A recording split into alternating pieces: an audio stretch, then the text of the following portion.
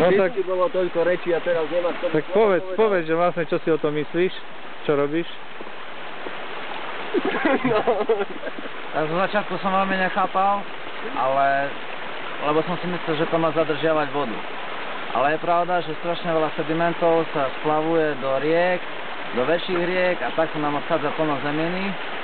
Týmito prehrádzkami si vlastne ošetríme tú zem, ktorú máme tu v horách a udržíme si ju. Aby nevznikalo zaplavám, aby nevznikali väčšie kubíky vody v riekach a tak.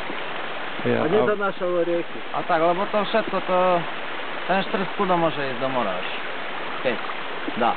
a vlastne ako vnímaš, že vlastne tento projekt je dosť akože pod drobnohľadom neprajníkov a že čo si o tom myslíš? No, na to sa neviem vyjadriť. Nie sa vyjadriť.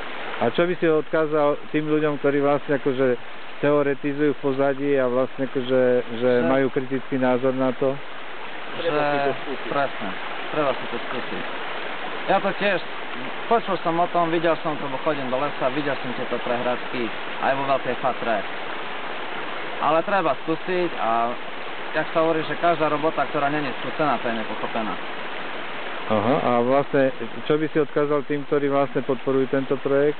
Napríklad premiérka a tak? A odkázal by som, že Má význam len vtedy, keď sa to zrobí celoplošne, nie na jednom mieste. Jeden potok to nezachráni taký projekt. Musí byť celoplošne spravený. Vtedy to bude mať A viete o tom, že koľko teraz momentálne projektov na Slovensku je rozbehnutých takýchto? Neviem, ale asi veľa. 190. To je vlastne dohromady je to okolo 24 miliónov eur. A to znamená, že 190, ktorý na jeden projekt, 1000 eur, hej, to znamená, že je viacero, ale toto je len čas, asi zhruba 3% z celkového objemu peňazí, ktorý sa plánuje na 6 až 10 rokov. Takže tak je to asi celoplošné, že to bude mať význam, ale hovorím, to treba budovať stále, že to nestačí len na jednom jarku, ale celoplošné. to znamená, že vlastne na takých vlasočniciach začína z hora, kde sa splavujú tie sedimenty a voda odteká. Je logika, že všetko stieka len do jedného potoka a ten potok potom potok do potoka je z toho rieka zaplava. To je veľká voda. Tak díky zatiaľ.